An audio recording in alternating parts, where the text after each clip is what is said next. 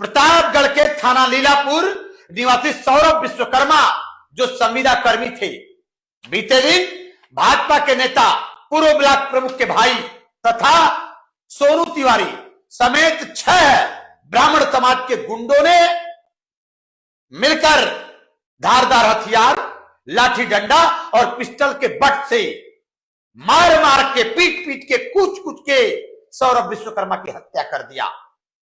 यहीं पर अगर मिश्रा, दुबे, उपाध्याय, पाणे, तिवारी मृतक होता और हत्यारा पटेल, यादव होता तो अब तक इनकाउंटर हो जाता, अब तक इनके घर बुलडोजर चल जाती, अब तक इन पर एनएसए लग जाता। उत्तर प्रदेश की पुलिस और योगी सरकार जो दुर्व्यवहार, जो बर्ताव पिछड़े समाज की हत्या करवा के कर रही है, खामियाजा भुगतना पड़ेगा, याद रखना। हम पटेल समाज के लोग, हम पिछड़े समाज के लोग, हम सरदार सैनिक ईंट से ईंट बजा देंगे, वक्त पड़ी तो पहुंचेंगे प्रतापगढ़। प्रतापगढ़ के प्रशासन को खुलेआम चेतावनी देता हूं कि अगर सच में तुम जातिवादी नहीं हो, सच में तुम न्याय करने की हैसियत रखते हो, तो इन तिवारी लोगों के ऊपर एनएसए लगाओ, हत्यारों के घर पर बुलडोजर की कार्रवाई करो, अन्यथा की स्थिति में तुम सब जातिवादी हो और तुम सब संविधान विरोधी हो। यूपी के प्रतापगढ़ में एक विश्वकर्मा समाज के युवक की हत्या कर दी गई। 4 आरोपी हैं, चारों के चारों तिवारी हैं। सोचिए, उनमें से 2 को पुलिस ने पकड़ा है। इनके घर पर न बुलडोजर चला, न इनके पैर में गोली लगी। आपसी रंजिश में विश्वकर्मा समाज के युवक को गोली मार दी गई, मार दिया गया पीट पीट कर, करसे से, कुल्हाड़ी से, जो भी हो। इस पर टीवी अखबार में चारों तरफ चुप्पी है। लेकिन ये पहला मामला नहीं है, 3-4 बड़े मामले में बताऊंगा, और उसमें पुलिस की कार्रवाई की रफ्तार जब आप देखिएगा, वो सवाल पैदा होता है और इसका नतीजा कितना भयानक हो रहा है। गोरखपुर में जो हुआ, बिहार के रोहतास में एक दलित समाज ने एक तिवारी से अपना मेहनताना मांगा। वो 3 पीढ़ी से उसको बंधक मजदूर बनाए हुए था। जब एक पीढ़ी ने बगावत की, कहा कि हमारा मेहनताना बढ़ाओ, नहीं तो हम अलग काम करेंगे, तो तिवारी को ये मंजूर नहीं हुआ कि तुम अलग कैसे काम कर सकते हो। गोली मार दी गई और जाके नदी में बहा दिया गया। और पीड़ित परिवार के पुलिस में कंप्लेन करने के बावजूद भी घंटों कार्रवाई नहीं हुई। जब आम लोगों का गुस्सा फूटा, तब पुलिस हरकत में आई। लेकिन ये भी खबर आपको टीवी अखबार पर नहीं दिखेगा। उसी तरह से सोचिए, हाल ही में सुल्तानपुर में एक कुर्मी समाज के युवक को मार दिया गया। सरदार सेना के आरएस पटेल ने लगातार दौरा किया, पुलिस उन्हीं को ढूंढ रही थी। सवाल है कि इन आरोपियों पर बुलडोजर क्यों नहीं चलता है और उसका नतीजा कैसे होता है। समझिए, गोरखपुर में एक तिवारी ने एक चौधरी जो छात्र था, पढ़ने लिखने वाला छात्र था, उसकी सरेआम हत्या कर दी थी।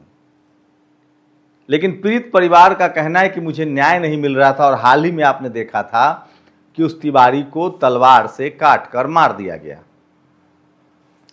ये बिल्कुल गलत है। हिंसा का जवाब हिंसा नहीं है। लेकिन सवाल है कि इस देश में संविधान है, कानून है, आखिर पीड़ित परिवारों को न्याय क्यों नहीं मिलता है। अब इस खबर को आप पलट दीजिए। अब मान लीजिए कि प्रतापगढ़ में अगर किसी मुस्लिम ने विश्वकर्मा समाज के युवा को मारा होता तो पूरे मुस्लिम समाज को कटघरे में खड़ा कर दिया जाता, जैसे दिल्ली में आपने देखा था। सवाल है कि इस देश में सबसे ज्यादा, आप एनसीआरबी के आंकड़े उठाइए, सबसे ज्यादा हत्याएं जाति आधारित हत्याएं हैं। अगर पीड़ित एससी है, एसटी है, या मुस्लिम है, या पिछड़ा है, तो किसी को चिंता नहीं है, उसकी खबरें नहीं छपेंगी।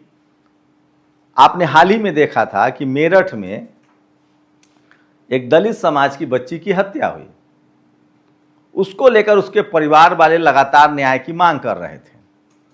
जो आरोपी था उसका भाई पुलिस में था, उसको बचाने की कोशिश हो रही थी। उसी को लेकर रवि गौतम ने वहां एक प्रोटेस्ट मार्च किया। उस समय के वहां के एसएसपी अविनाश पांडे की वो तस्वीर आपको याद होगा।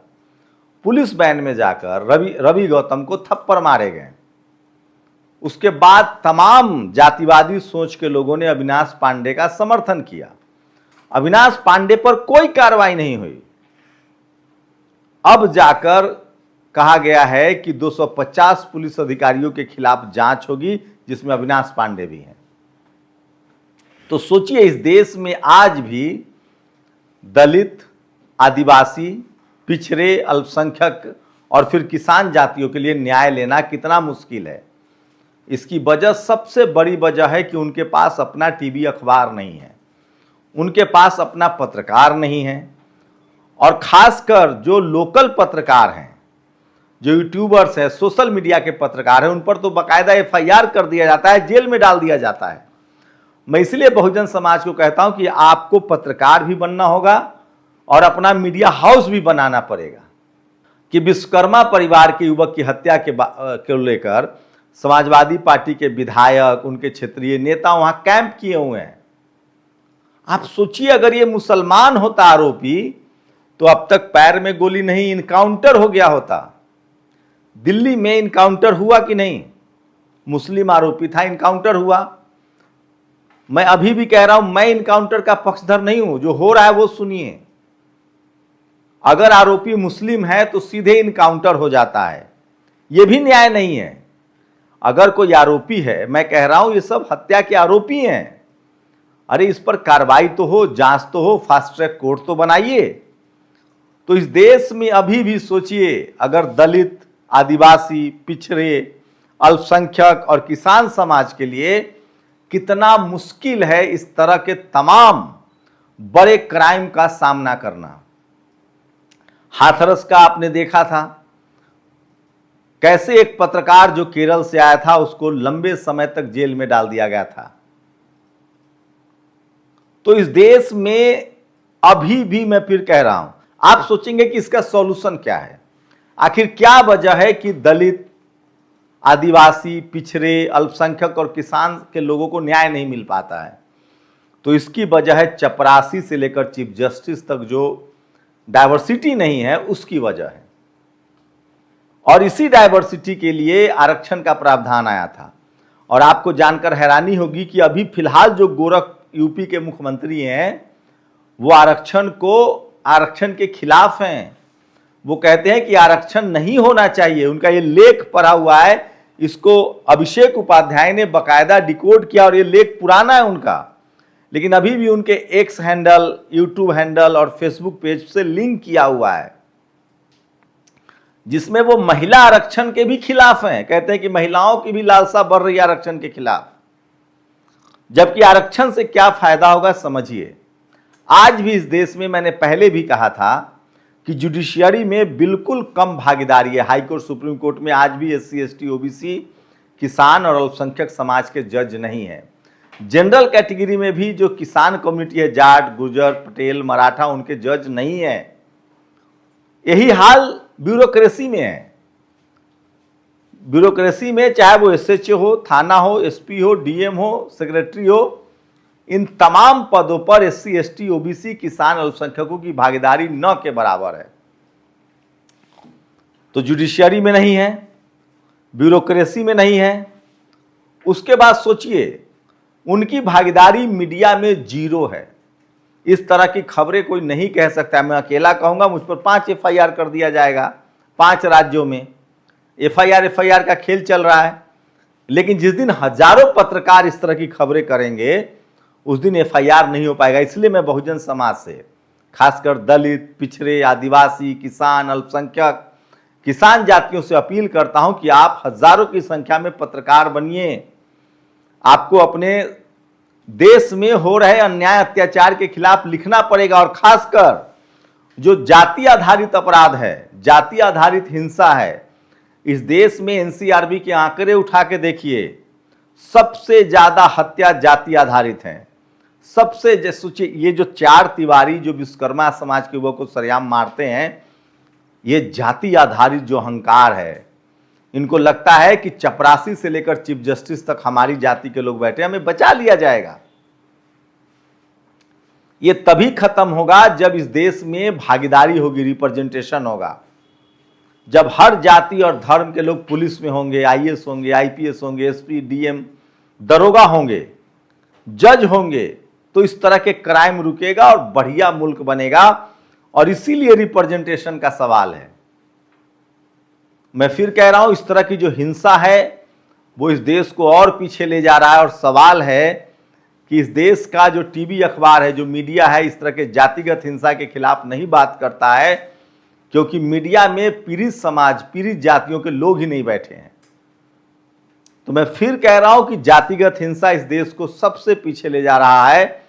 और आतंकवाद, नक्सलवाद से भी ज्यादा लोगों की जान जो है वो जातिगत हिंसा इस देश में लेती है। एनसीआरबी के आंकड़े उठा के देखिए, सबसे ज्यादा जातिगत मर्डर होते हैं रोज। रेप जातिगत, मर्डर जातिगत, क्राइम जातिगत, अपराध जातिगत होता है। मैं इसीलिए कह रहा हूं ये जाति प्रधान देश है और इस तरह की खबरें आपके सामने नहीं आती है। सोचिए, आप कल्पना कर सकते हैं कि कोई मजदूरी मांगने जाए और उसको गोली मार दी जाए, जो बिहार के रोहतास में हुआ, दिनारा में। यह है जाति का अहंकार। ये जो जातिवाद कूट कूट कर भरा हुआ है, तो चाहे वो प्रतापगढ़ की घटना हो, चाहे वो दिनारा की घटना हो, चाहे गोरखपुर की घटना हो, सब में न्याय मिलना चाहिए और न्याय होते हुए दिखना चाहिए।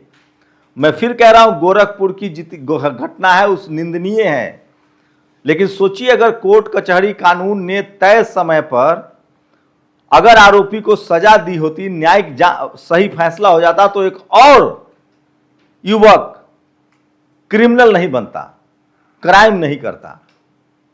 मैं फिर कह रहा हूं, न्याय होना ही नहीं चाहिए, न्याय होते हुए दिखना चाहिए। और ये बहुजन समाज, जो खासकर शोषित वंचित जातियां हैं, उनकी जिम्मेदारी है कि इस तरह के क्राइम के खिलाफ पढ़े लिखे बोले। जैसे इस देश में लगातार इनकाउंटर को महिमा मंडित किया गया। बिहार में एक भरत तिवारी का इनकाउंटर हुआ जो पिस्टल चला रहा था, बंदूक था।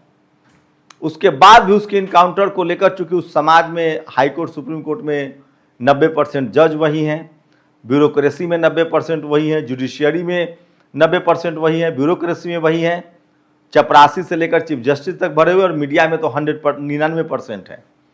उनकी आवाज़ उठी और सरकार उनको कंपनसेशन भी दे रही है, नौकरी भी दे रही है, प्लस 10 पुलिस वालों पर कार्रवाई भी हो रही है। तो ये है मीडिया की ताकत। इसलिए मैं कह रहा हूं कि इस देश के तमाम कम्युनिटीज को पढ़ना लिखना पड़ेगा, स्कूल जाना पड़ेगा और पत्रकार भी बनना पड़ेगा, इससे पहले कि आप जातिगत हमलों के शिकार हो जाएं। कहीं भी जातीय हिंसा होती है तो उसके खिलाफ बोलिए, लिखिए, पढ़िए, इससे पहले कि देर हो जाए, और अपनी राय जरूर दीजिए। शुक्रिया। नेशनल दस्तक की आपसे गुजारिश है कि अगर इसको बचाना चाहते हैं तो नेशनल दस्तक को सब्सक्राइब करने के लिए रेड कलर के सब्सक्राइब बटन को दबाएं, फिर बेल आइकन की घंटी दबाएं। नेशनल दस्तक को बचाने के लिए बहुत जरूरी है कि हर खबर को शेयर करें, लाइक करें, कमेंट जरूर करें।